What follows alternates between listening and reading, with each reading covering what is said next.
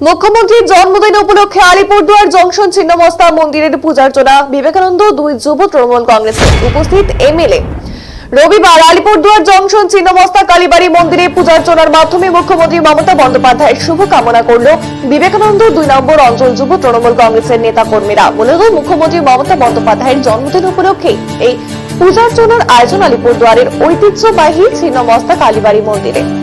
জানা গেছে এদিন এই পূজার্চনায় অংশ নেন আলিপুরদুয়ারের বিধায়ক তথা বিধানসভার পাবলিক অ্যাকাউন্ট কমিটির চেয়ারম্যান সুমন কাঞ্জিলাল। আর এই মায়ের মন্দিরে মোমবাতি ও ধূপকাঠি জ্বালিয়ে পূজার্চনা করেন সুমন কাঞ্জিলাল ও যুব তৃণমূলের নেতা কর্মীরা। এদিন পূজার্চনা শেষে জনমাধ্যমে প্রসাদ ও কেক বিতরণ করেন সুমন কাঞ্জিলাল। দেখুন সেই ছবি।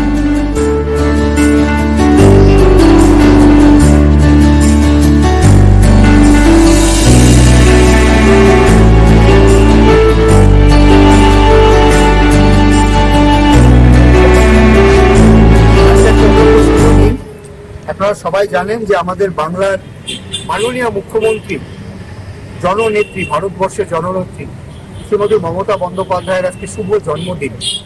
ফলে এই শুভ জন্মদিনটাকে পালন করবার জন্য আজকে আমরা এখানে আমাদের তৃণমূল যুব কংগ্রেসের যে সমস্ত এখানকার সকল সেনারা রয়েছে, সাধারণ মানুষ, আমরা সবাই মিলে আজকে আমাদের আলিপুরদুয়ারের পবিত্র ছিন্নমস্তা মন্দিরে আমরা আমাদের দিদির, মাননীয় মুখ্যমন্ত্রীর মঙ্গল কামনায় আমরা পূজা দিলাম এবং এখানে ঠাকুরের সামনে মোমবাতি জ্বালিয়ে আমরা দিদির আরো নিরোগ জীবন, সুস্থ জীবন কামনা করে তিনি যাতে আরো বেশিভাবে এইভাবে মানুষকে যেভাবে সেবা করে আসছেন তার কাজের মধ্য দিয়ে, তার আমরা ঠাকুরের কাছে সেই প্রার্থনা রাখি।